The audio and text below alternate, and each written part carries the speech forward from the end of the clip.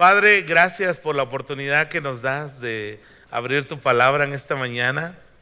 Gracias, Señor, porque tú eres bueno. Gracias, Señor, porque podemos ver de una manera muy cercana tu obra en medio de nosotros. Y Padre, permítenos poder detectar si es que estamos atrapados por una espiritualidad falsa. Y Señor, que podamos ser libres de esa falsa espiritualidad y podamos, Señor, correr hacia esa verdadera vida de fe, esa vida abundante, esa vida nueva en Cristo, esa vida, Señor, que es diferente a lo que el mundo ofrece. Padre, queremos en tu nombre ver en nuestras vidas tu obra, tu gracia, tu poder. Queremos ver tu Espíritu Santo cambiando nuestras mentes, nuestros orgullos, nuestras pasiones pecaminosas por el deseo de encontrarte y de conocerte más y más profundamente a ti. Señor, estamos hartos de una religión vacía y muerta. Estamos hambrientos de ver al Espíritu de Dios moverse en medio de nosotros.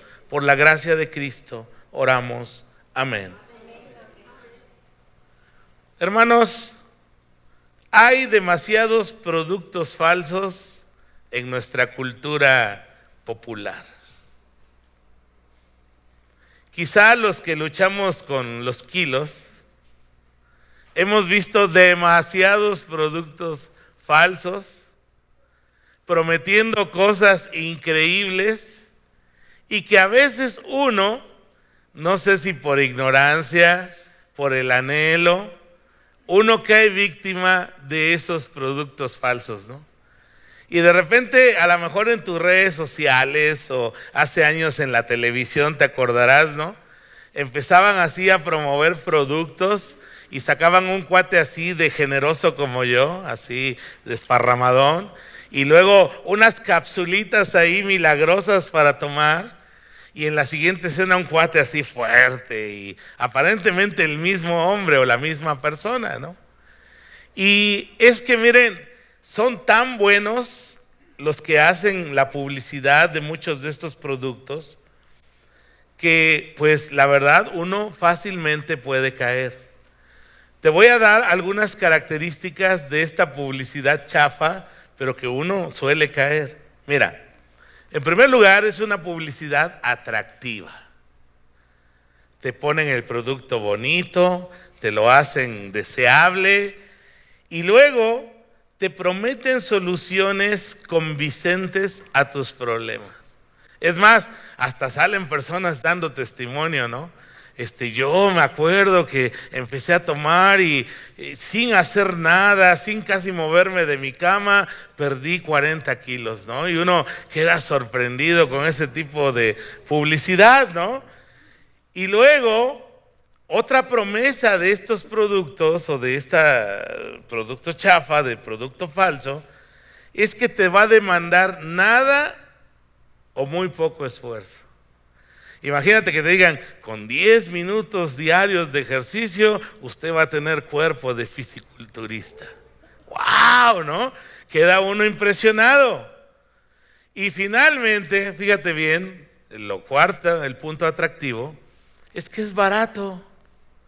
No cuesta tan caro. Está al alcance de tu bolsillo. Y estoy seguro que más de uno de nosotros hemos caído con algún tipo de publicidad, ¿no? Y puede ser que algunos de estos productos ayuden un poquito, pero no son realmente la solución. ¿Cómo descubrimos que estos productos son falsos? Pues muy fácil, los descubrimos por los resultados que dan, sobre todo a mediano y a largo plazo. Porque fíjate todavía, puede haber productos que al principio sí causen un cierto efecto. Pero la realidad es que el problema no es lo que causa al principio, sino ya más bien a mediano y a largo plazo. Varias veces en mi vida, pues tú me conoces, ¿verdad? He estado luchando, ¿no?, con mi tema del peso. y a veces tengo más victoria, a veces me relajo y lo dejo a un lado, ¿sí? Pero me acuerdo que hace años una hermana, bien intencionada, me acuerdo que habíamos logrado bajar varios kilillos de peso y dijo la hermana: mira, qué bueno que han bajado, pero el reto no es bajar, el reto es mantenerse. Y decía toda la verdad.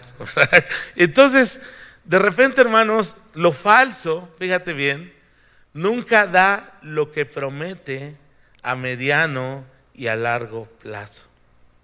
Ahora, llevando este ejemplo a la vida espiritual, el domingo pasado veíamos que por alguna razón Gedeón, cuando regresó victorioso de la batalla, estamos reflexionando en Jueces capítulo 8, él pidió que le donaran los zarcillos, los aretes, los anillos, y uno pensaría que era como para una riqueza, una seguridad personal.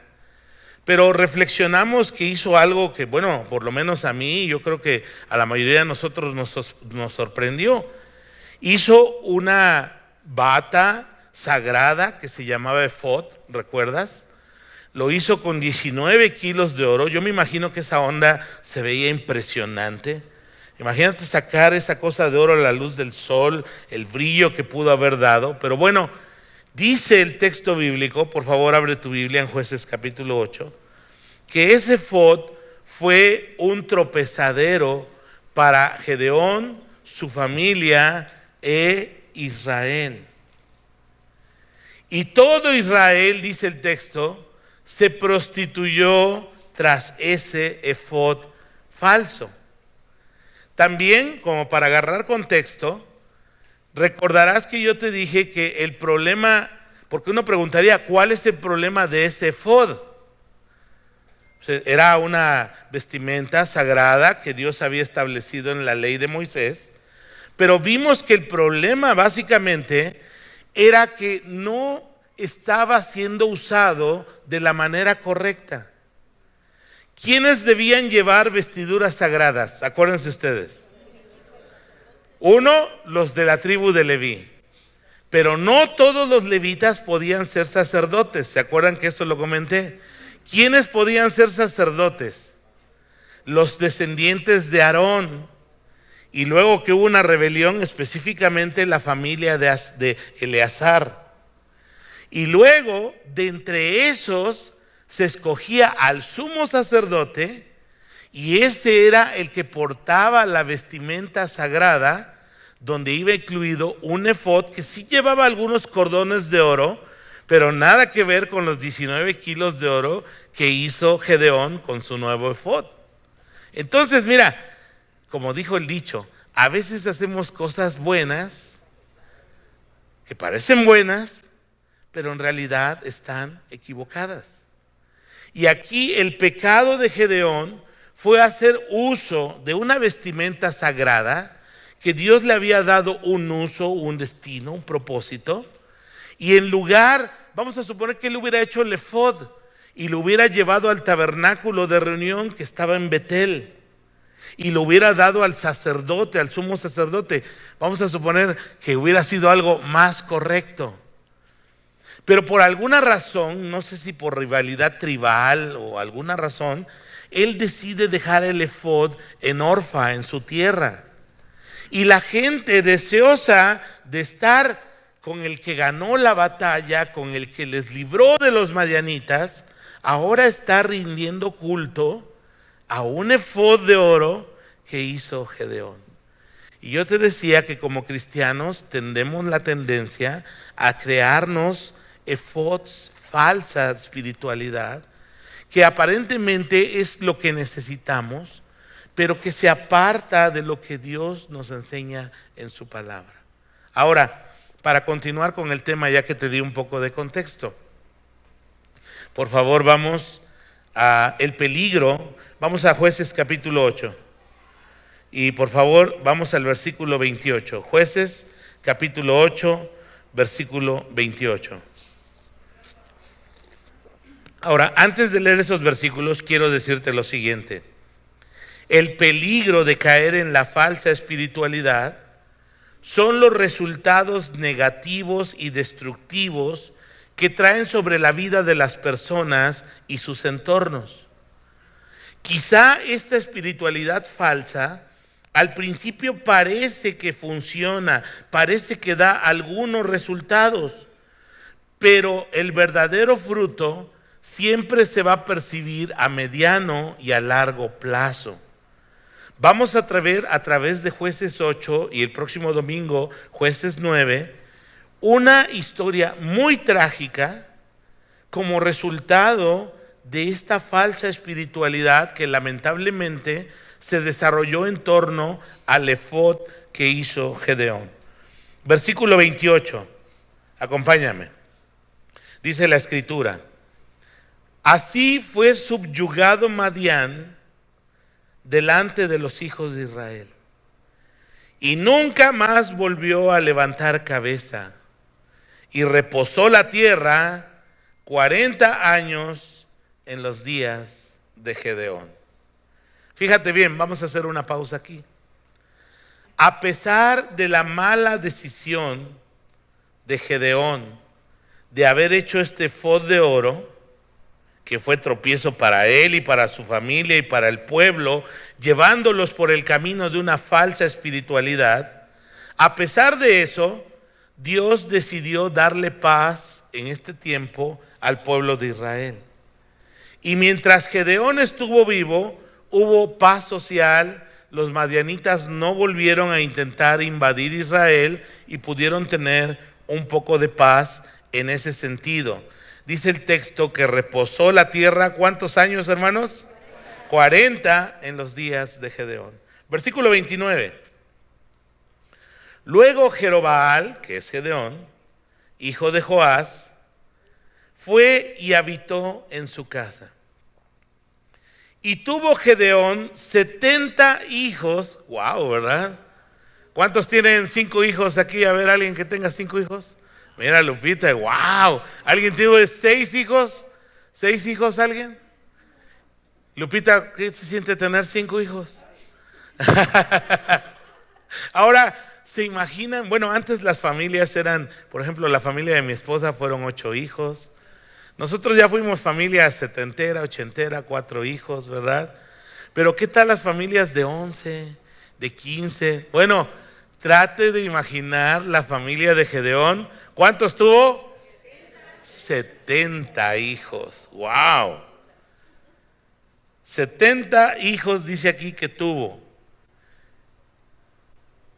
que constituyeron su descendencia, porque tuvo muchas mujeres. Voy a hacer aquí una pausa porque creo conveniente, aprovechando el texto bíblico, el verso a verso, voy a hablar un poquito del tema de la poligamia. Gedeón volvió a su casa, hermanos, después de las batallas. No dice el texto cuánto tiempo duró este proceso de guerra contra Madián, pero nos da a entender el texto que él volvió a su casa a seguir con su vida y fue bastante prolífico en su descendencia. 70 hijos porque tuvo muchas mujeres. La poligamia, hermanos, hermanas, era una práctica relativamente común en las culturas del antiguo cercano Medio Oriente. Las culturas que rodeaban a Israel e Israel mismo, los hebreos, practicaban el tener más de una mujer según las pudieran mantener.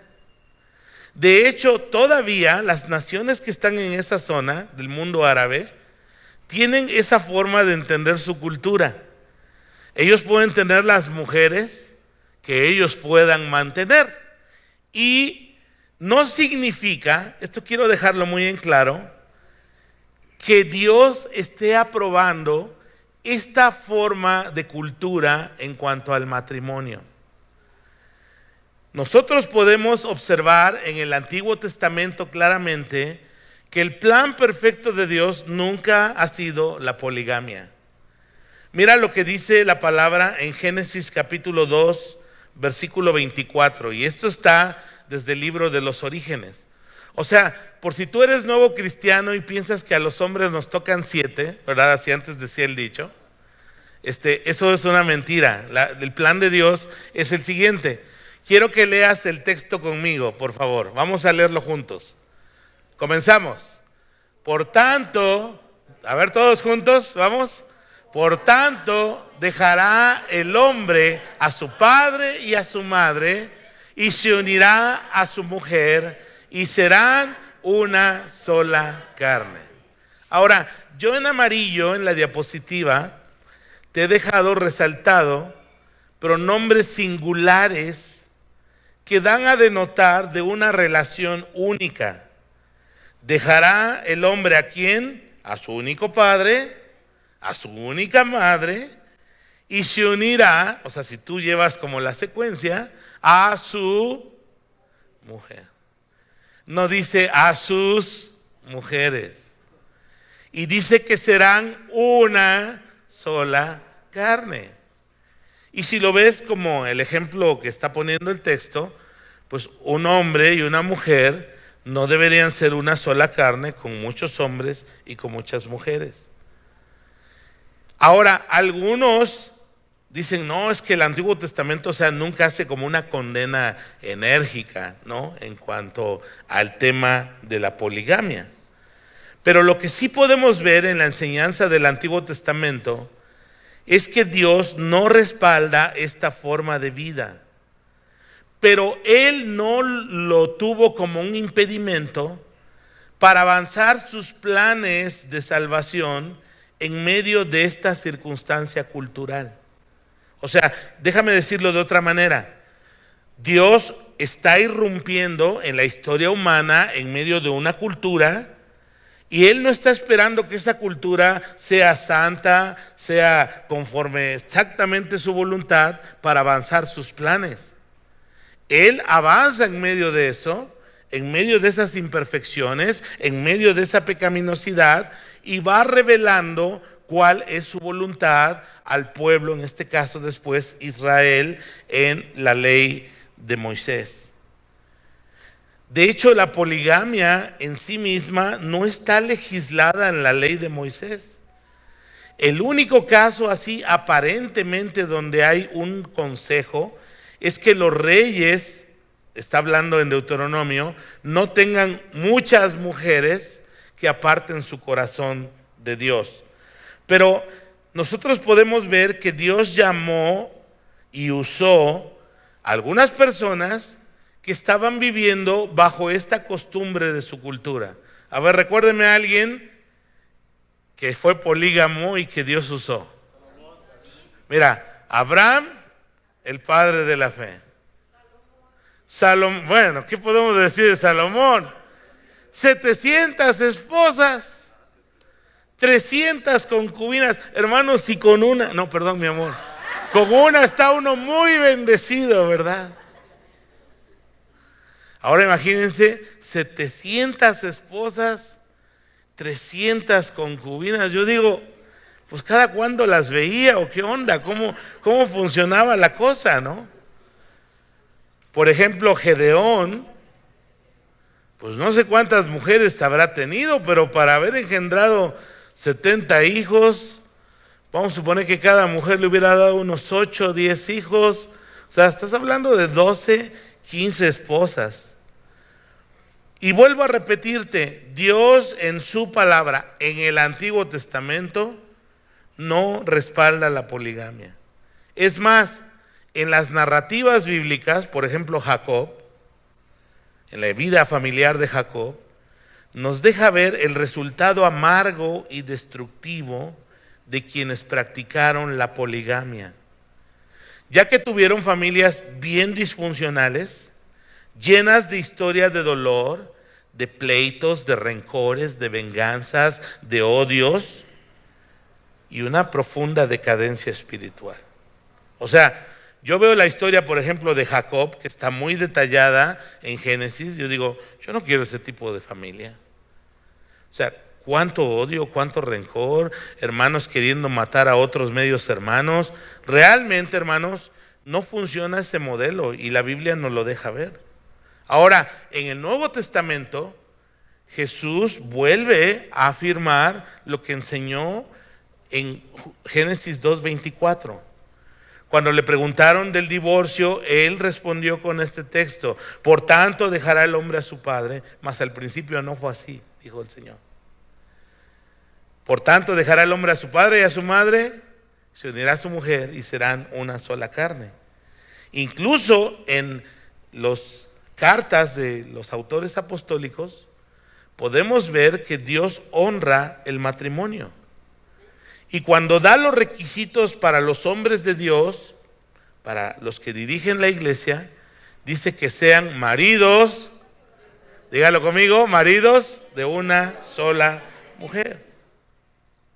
Cuando Pablo usa la relación marido-mujer para hablar de Cristo y de la iglesia, pues no usa la de muchas mujeres, es uno y una. Entonces, hermanos, quise aprovechar este viaje porque creo que es un tema que no sé si había hablado alguna vez con la iglesia, pero por si tenías dudas, el plan de Dios es que haya un hombre consagrado, entregado en amor para una mujer y formen el vínculo honroso del matrimonio. Amén. Y por favor, mira, yo sé que cada quien habla como le va en la feria, eso dice el dicho. Y yo no sé cuál es tu pasado, yo sé que el Señor te ha perdonado. Si tú has venido a Cristo, el Señor te ha recibido como tú eres, como tú estabas. Pero por favor, en tus hijos, siembra el modelo bíblico que está establecido en la palabra. Mira, yo te lo he dicho cuando hemos tenido bodas en la iglesia. Me encantan las bodas porque veo a dos jóvenes, un hombre y una mujer, rebeldes a lo que el mundo les está enseñando, queriendo honrar los principios de Dios en sus vidas. Y me gozo, me encanta. Cuando me invitan los que son de la congre, todavía más honrado me siento. Porque digo, wow, los vi crecer desde chiquitos, los vi batallar en su adolescencia, ahora ya son personas ya adultas tomando decisiones muy firmes para su vida y me alegra verlos tomando decisiones para honrar lo que Dios enseña en su palabra. Aunque parezcamos raros y bichos raros aquí en la sociedad actual, porque ¿a dónde corre hoy nuestra sociedad? Inmediatamente a la unión libre. Vamos a probar a ver si funciona, ¿no?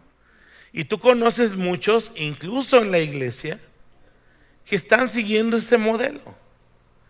Yo lo único que quiero decirte es, el Señor tiene algo mejor para ti. Porque la unión libre es como la camisa pirata de fútbol. Se parece mucho a la original, parece que te va a dar lo mismo, pero no tiene la calidad. El mundo siempre te va a querer ofrecer eso. Pero el Dios y Padre tiene algo bien bueno para nosotros. Y Él dice que honroso es el matrimonio. Y hermanos, yo te animo en el nombre del Señor, honra al Señor en tu matrimonio si ya estás casado. Si no estás casado, hónralo y ponte en orden y cásate. El Señor va a bendecir tu vida. Porque, hermanos, necesitamos llevar en alto lo que la palabra de Dios nos enseña en medio de este mundo. Amén. Bueno, cerramos ese tema de la poligamia y vamos a seguir en el versículo 31. Permítanme como diría mi hermano Rosalío Contreras, permítame un trago, por favor. Nomás que necesito algo para abrir garganta, Lalo. ¿No traes? Muy bien, versículo 31. Oh, el té se abrió garganta, hermanos. Ahora, no solo tuvo muchas esposas, también, pues, su concubina, que estaba en Siquem, le dio un hijo. ¿Qué nombre le puso, hermanos? Fíjate que vamos a hacer una pausa acá porque es necesario mencionar esto. El editor de Jueces, porque nombra a los 70, que ni sabemos cómo se llaman, Pero el editor de Jueces quiere que enfoquemos nuestra atención en este hijo de la concubina de Gedeón, que le puso por nombre Abimelec. Abimelec tiene dos posibles significados. Melec en hebreo significa rey. Ab, la A y la B, significa padre. Entonces puede significar mi padre, Abi, es rey, o padre del rey. Ya depende del contexto en el que se esté escribiendo esa palabra. Ahora, si tú recuerdas, cuando el pueblo le propuso a Gedeón que reinara sobre de ellos, ¿qué dijo él? Que no. Dijo, ni yo, ni mis hijos, ni mis nietos vamos a reinar sobre ustedes. Pero aquí después, dos, tres doritos después, dijo el dicho, estamos viendo que como que Gedeón está cambiando un poco su percepción. Y a uno de sus hijos, él, dice el texto, le puso el nombre de Abimelec. Mi padre es rey. O sea, quizá pensando en un tipo de autoridad, de gobierno, de reinado de parte de este hijo hacia las demás personas. Ahora, quiero aquí también hacerles ver otro elemento cultural de ellos. En Israel los nombres generalmente tenían un propósito. Porque mira, en nuestra cultura actual, ¿cómo ponemos los nombres? A ver, usted dígame. Porque me gusta cómo suena, ¿no? O es el nombre de moda. Hay una buena telenovela por ahí famosa y al rato un montón de niñas o de niños se llaman como el personaje principal, ¿no? Yo me acuerdo cuando era chavo estaba esa novela Vanessa, creo que se llamaba, con Lucía Méndez. Los que son de mi época la han de recordar. Un montón de chicas se llamaban Vanessa, ¿no? Y luego un portero famoso del Real Madrid que se llamó Iker Casillas y de repente un montón de niños que se llamaban Iker. Bueno, ese es el problema de cada quien, yo no vengo a juzgar. Lo único que quiero resaltar es que en la cultura hebrea era diferente la forma en que se ponían los nombres. Mira, básicamente era porque los papás veían alguna cualidad o característica en el niño o la niña recién nacida, o también expresaban algún deseo que ellos tenían que ocurriera en la vida de ese niño. Por ejemplo, el nombre de Abraham nada más, A-B-R-A-M, significa padre enaltecido. Cuando Dios lo llama, le dice yo te voy a cambiar el nombre. Y te acuerdas que le agrega una H y una M. Y ese pequeño cambio ahora significa padre de multitudes. Donde Dios, que es soberano y es capaz de hacer lo que Él quiera, está diciendo lo que va a hacer con Él. Por ejemplo, el nombre de Jacob, ¿qué significa? Engañador, suplantador. En mexicano sería el tranza, ¿verdad? Ese sería su nombre. Pero Dios se lo cambia a Israel desde el día en que en un sueño contendió, luchó con Dios y le dijo, ya no te vas a llamar Jacob, tu nombre va a ser Israel. Entonces, Dios cambiando también un nombre con un propósito. Por ejemplo, otra historia muy linda que pienso enseñar más adelantito es la historia del libro de Ruth, que justo ocurre en la época de los jueces. Y la suegra de Ruth, la queridísima suegra, la nunca bien ponderada, pero queridísima suegra, se llamaba Noemí, que significa, ¿alguien se acuerda? Placentera, agradable. Pero ella se va de su tierra porque en la casa del pan no hay pan, emigran. Te has de acordar la historia, murió el marido, murieron los hijos, regresan las puras viudas. Y cuando ella regresa a su tierra, les dice, ya no me llamen Noemí, llámenme Mara, que significa amarga. Entonces, los nombres en el hebreo tenían, no sé si todos, pero tenían un propósito de señalar una característica o un deseo, algo que había ocurrido en las personas. Hay otros nombres que lo único que querían era darle identidad a la persona con relación a su fe con Dios. Voy a usar el mío. Yo me llamo Miguel. Y ese nombre significa ¿quién es como Dios? Misael, que es otro nombre que está ahí también en el libro de Daniel, significa básicamente lo mismo. Por ejemplo, el nombre de Daniel significa Dios es mi juez. Y entonces los hebreos, fíjate bien, querían dejar como un rasgo de identidad a través de los nombres en las siguientes generaciones. Yo con mis hijas luego de repente bromeamos porque tienen nombres raros. Les pusimos nombres bíblicos y luego de repente sí, ahí se quejan un poquito, ¿no? Porque cada vez que dan el nombre tienen que deletrear y decir, ¿y qué significa? Y bueno, entonces, pero nosotros cuando pensamos en poner nombres a nuestros hijos, le dije, platicamos mi esposa y yo y dijimos, queremos dejar un rasgo de identidad de nuestra fe en ellos. Entonces mi hija mayor se llama Elda Surizadai. El Señor da y el Señor es todopoderoso. Y mi segunda hija se llama Azalia Maranata y significa el Señor ha perdonado y el Señor está cerca. Entonces, a lo mejor no les gustan mucho ahora, pero es un asunto de identidad, ¿no? El otro día, por ejemplo, que presentamos a María Esther, ¿verdad? De Mauro, y yo yendo al significado de los nombres, María significa rebelde y Esther significa estrella. Les dije, ya me trajiste a tu estrella rebelde. Espero que no sea tan rebelde, ¿verdad? Pero es parte de esa identidad. Bueno, te explico esto porque creo que te ayuda a entender más el texto bíblico, ¿no? Versículo 32. Y murió Gedeón, hijo de Joás, en buena vejez, y fue sepultado en el sepulcro de su padre Joás, en Ofra de los Abiezeritas. Voy a hacer otra pausa aquí, hermanos. Mira, la vida de un creyente tiene sus subidas y sus bajadas. Yo y tú quisiéramos que siempre fuera como una ecuación lineal que siempre va, sube, sube y sube.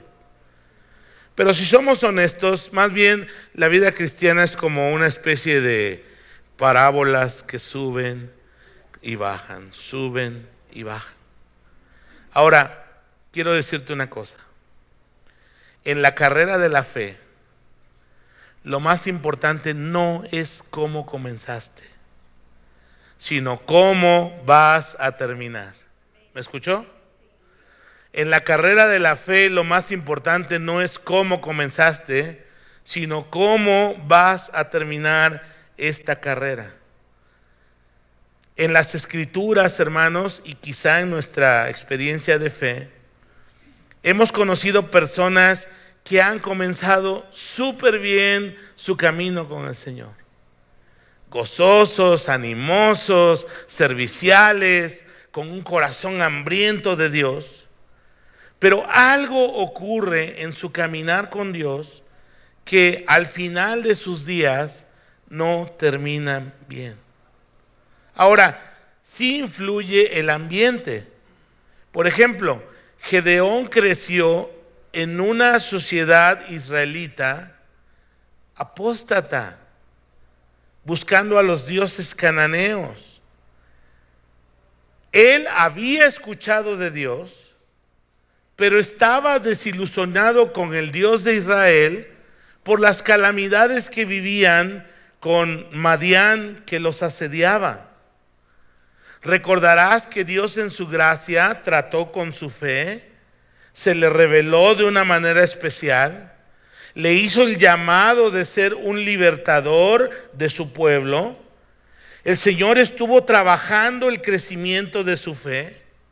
El Señor llevó a una experiencia de victoria a Gedeón en ese proceso, pero algo pasa aquí al final de sus días que hace el efod de oro.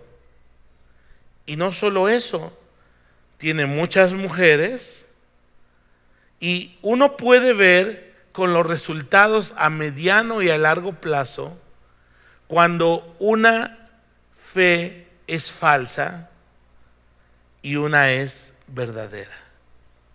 Y se va a ver en los resultados a mediano y a largo plazo. Mira, nuestra tarea como padres es transmitir nuestra fe a nuestros hijos. Eso lo enseña la palabra. No es la obligación de la iglesia. La iglesia contribuye, la iglesia ayuda, la iglesia tiene ministerios para niños, para adolescentes, para jóvenes. Pero la responsabilidad ¿de quién es? Es mía como padre. Y mi ejemplo, escúchame bien, mi ejemplo es lo que más va a influir a mis hijos. Puedo echarme buenos discursos, soy un pastor, doy predicaciones casi cada domingo, pero ese no es el discurso que va a impactar la vida de mis hijas. Lo que va a permear en la vida de mis hijas es el discurso no hablado, lo que ellos ven, lo que ellos perciben en el día a día. Entonces, vamos a ver ahorita al final del capítulo 8 y todo el capítulo 9 los trágicos y dolorosos resultados de esa falsa espiritualidad que se creó con el efod que Josué creó para Israel. Pero hermanos, necesitamos entender eso. En la carrera de la fe lo más importante no es cómo comenzamos, sino cómo vamos a terminar. Quiero que vayas conmigo a la pantalla, a 2 de Timoteo capítulo 4, versículos 7 y 8. Y mira lo que dice la palabra. Yo quisiera acabar mi vida, es mi oración, te lo digo honestamente, y quisiera que tú también pudieras, el día que Dios nos demos cuenta que nos está llamando ya a regresar a casa, pudiéramos decir lo que Pablo dice en este pasaje. 2 de Timoteo capítulo 4 versículo 7 y 8. He peleado la buena batalla, he terminado la carrera y he permanecido fiel. Y ahora me espera el premio, la corona de justicia que el Señor, el juez justo, me dará el día de su regreso. Y el premio no es solo para mí, sino para todos los que esperan con anhelo su venida. ¿No quisieras orar así? Y que estas fueran las palabras con las que dijéramos: Señor, pues sí te fallé porque soy un humano, sí tuve luchas, sí tuve tropiezos, pero por tu gracia, por tu misericordia, he acabado la carrera. He guardado la fe, he peleado la buena batalla, he permanecido fiel. ¿Quieres ser fiel al Señor? Fiel hasta la muerte, hermanos. Él dio su vida por nosotros. Él merece nuestro amor y nuestra lealtad todos los días. Y hermanos, que Dios nos permita terminar bien la carrera de la fe. Jueces capítulo 8, regresemos por favor. Ahora mira, dijimos que lo chafa y lo falso y lo verdadero se distingue por el resultado al mediano y a largo plazo. Y quiero que veas qué fue lo que ocurrió posterior a la muerte de Gedeón. Pero cuando aconteció que murió Gedeón, los hijos de Israel volvieron a prostituirse yendo tras los Baales y escogieron por Dios a Baal Berit. Y no se acordaron los hijos de Israel de Jehová su Dios, que los había librado de todos sus enemigos en derredor, ni se mostraron agradecidos con la casa de Jerobaal, el cual es Gedeón, conforme a todo el bien que él había hecho a Israel. Vamos a hacer una pausa aquí, hermanos. Israel volvió ¿a qué? A prostituirse. Se fue tras los ídolos cananeos otra vez. Ahora, en esta ocasión escogieron a un Baal Berit, que significa Señor del Pacto. Ahora, quiero recordarte algo que comenté la semana pasada.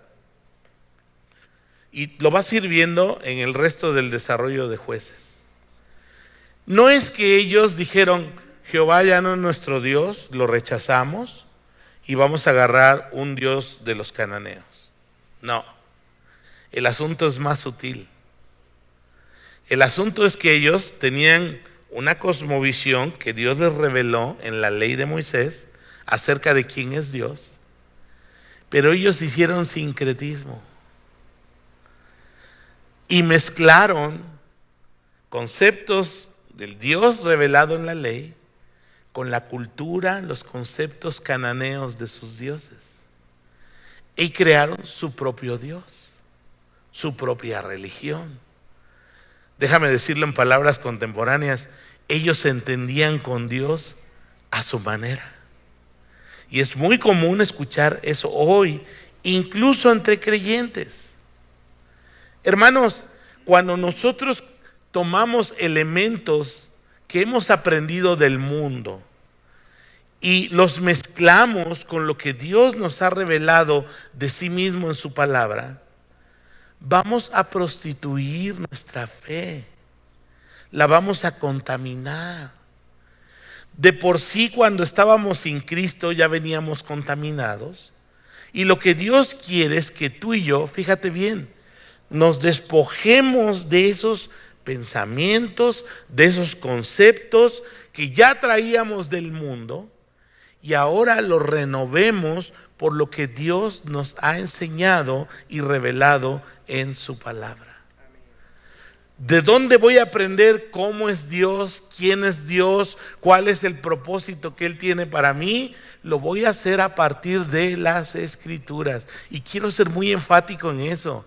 Ni siquiera tienes que aprenderlo de mí.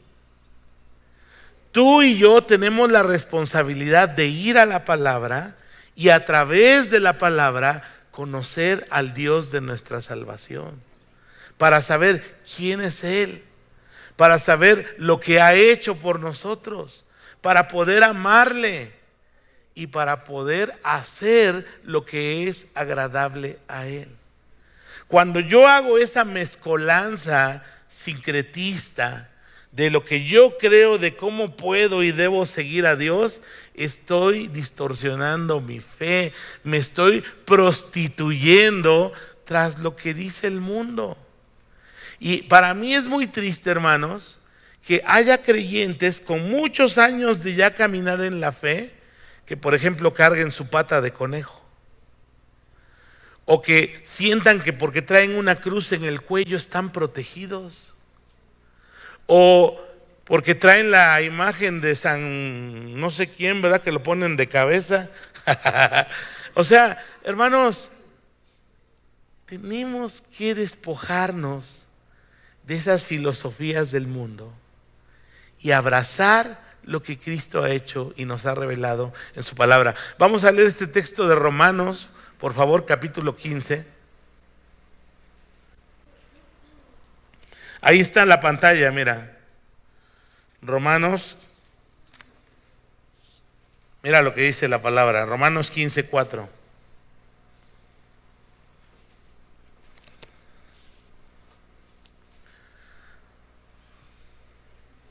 Tales cosas se escribieron hace tiempo en las Escrituras. ¿Para qué, hermanos? Para que nos sirvan de enseñanza. ¿Usted quiere saber cómo es Dios? Vaya a las Escrituras.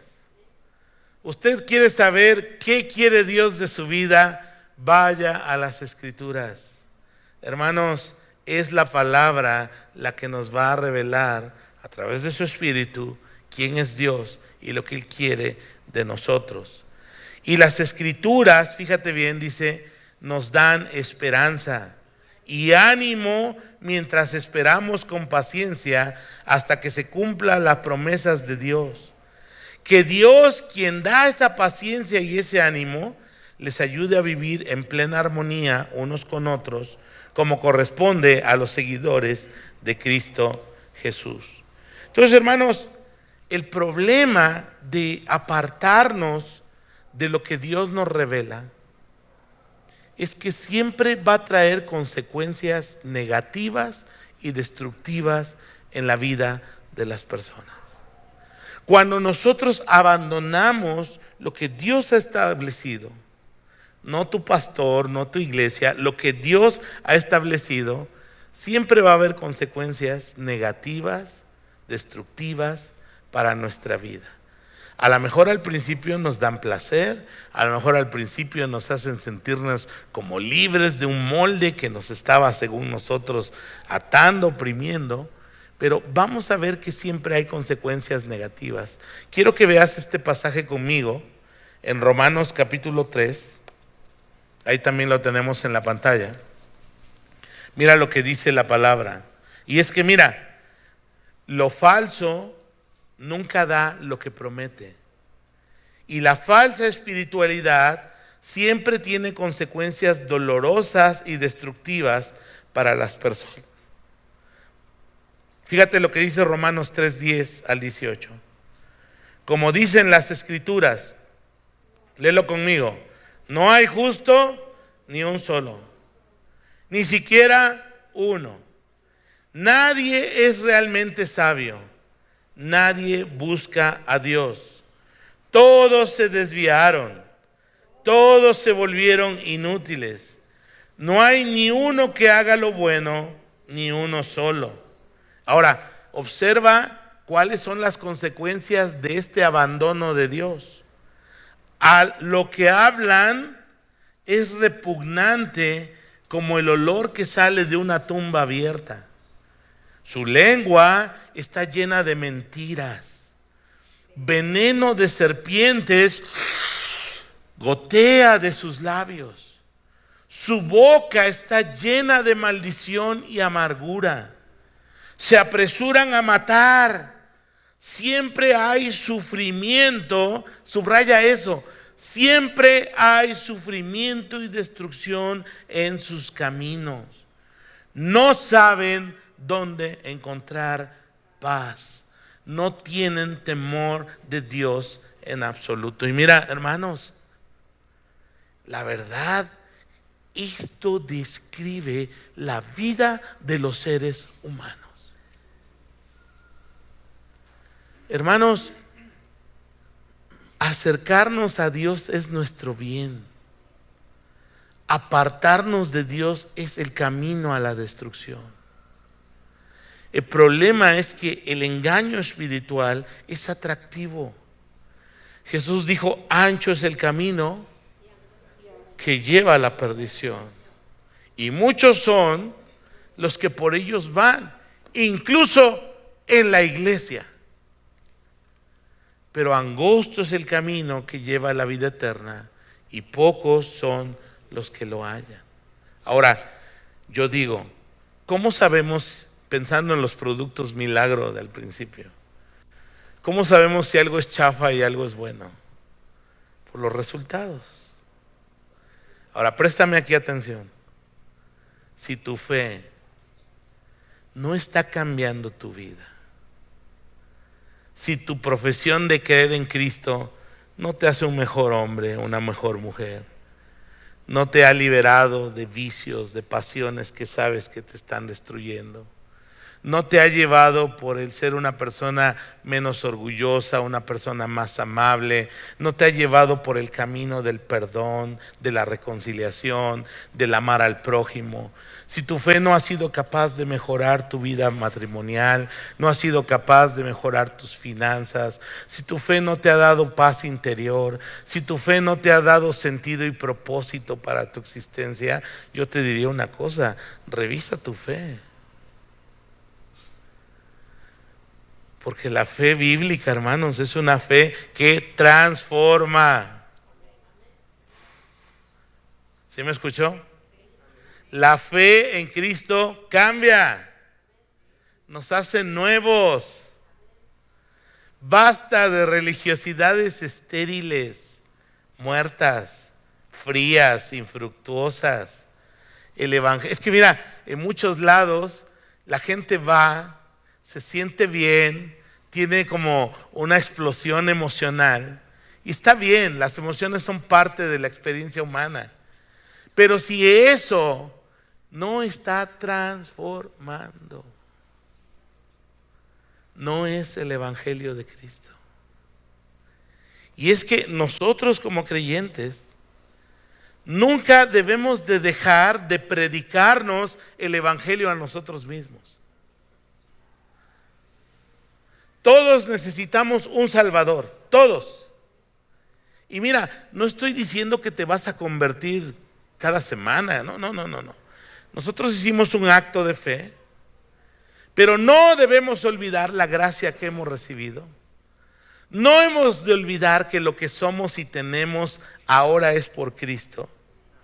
Y que la nueva vida que ahora podemos disfrutar a plenitud es el resultado de su gracia, de su Espíritu obrando en nosotros. Pero hermanos, no tengamos un corazón duro y nos engañemos a nosotros mismos pensando que somos algo que no somos. Hermanos, constantemente recordémonos las verdades del evangelio. ¿Qué soy? Un pecador. Un pecador que necesita un Salvador. Yo hice una profesión de fe hace muchos años, le entregué mi vida a Cristo, pero eso no significa que no necesito renovar mi amor por Él, mi consagración a Él, mi lealtad a mi Rey y Señor. Y yo quiero animarte a lo mismo. Qué bueno que crees en Cristo y alabo a Dios por eso.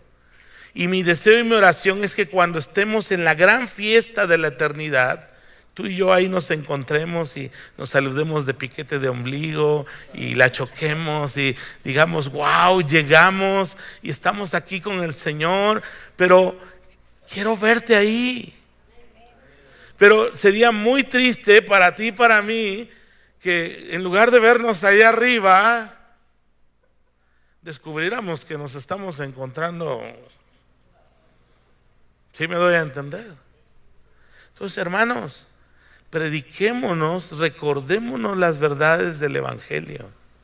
Somos pecadores que necesitamos un Salvador, que es nuestro Señor Jesucristo.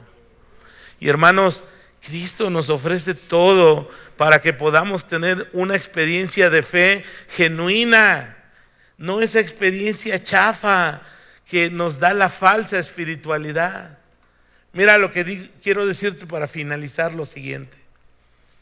Jesús es Salvador y libertador de todas las personas. Él es mi Señor y mi Salvador. Solo Él puede ofrecerte perdón, reconciliación con Dios y con tu prójimo. Él te da restauración, promete una nueva mente, un nuevo corazón, una nueva forma de vida que es eterna. ¿Y sabes en qué consiste esa vida eterna? En conocer a Dios y disfrutar la plenitud de su gracia, de su amor y de su presencia. Esa es la vida eterna. Entonces, hermanos, que el Señor nos libre de esa falsa espiritualidad. Hay fracaso en la espiritualidad falsa. Y yo pienso que muchos cristianos, con el paso de los años, terminan apartándose de la fe, algunos de la comunión de una iglesia, porque lo que vivieron fue el producto milagro, la espiritualidad falsa de algo que no era lo que Dios dijo en su palabra. Y por eso terminamos, espero yo no, espero que tú no, pero muchos terminan mal la carrera de la fe. Hermanos, tenemos todo para terminar bien Y Dios, no vamos a acabar en primer lugar. Yo no aspiro a eso. Yo quiero llegar a la meta. Esa es la aspiración. No importa si llego ahí con el pie, todo ahí apenas pudiendo llegar. Pero poder llegar a la meta del supremo llamamiento que tenemos en Cristo Jesús. Amén. Cierra tus ojos y vamos a orar.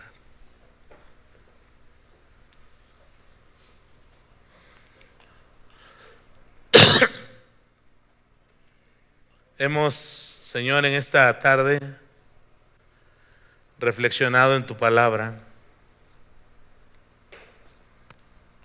Y Señor, recuérdanos cuánto necesitamos de ti. Señor, yo necesito a mi Salvador. Necesito tu gracia.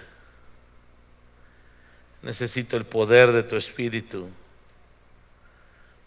Necesito, Señor, tu perdón, tu reconciliación, tu gracia, tu presencia en mi vida. Necesito una actitud de arrepentimiento constante en mi vida. Y Señor, como estamos platicando, no se trata de múltiples conversiones, se trata simplemente de confirmar, de afirmar nuestra fe, nuestra lealtad a ti, nuestro Rey Celestial. Señor, líbranos de esa espiritualidad falsa, de su fracaso, de los resultados tan lastimosos, tan dañinos que traen para las personas. Yo creo honestamente que muchos cristianos de este tiempo, Señor, viven engañados en una falsa espiritualidad. Y ruego a tu Espíritu Santo, Señor, que use tu palabra para abrir nuestros ojos y poder amarte y poder entregar nuestra vida a ti y poder estar, Señor, en una actitud de arrepentimiento, de entrega a ti que eres nuestro Salvador. Padre, si no estamos siendo transformados, entonces ¿en qué consiste la vida cristiana? Yo lucho con mis pecados, lucho con mi soberbia, lucho con malas actitudes de mi propia existencia y quiero ver al Espíritu de Dios obrando una transformación sobrenatural en mí. Quiero ver esta transformación en mis hijas, en mis hermanitos y hermanitas de la iglesia, en jóvenes que han estado en la iglesia y se han apartado. Señor, oramos por ellos porque sabemos que la palabra no vuelve vacía y tú vas a seguir haciendo esa obra, Padre. Por favor, Señor, líbranos de esa espiritualidad y que podamos ver el triunfo de la gracia de Dios en nuestras vidas. En el nombre de Jesús oramos. Amén. Que Dios bendiga su palabra. Adelante, Jess. Allá está el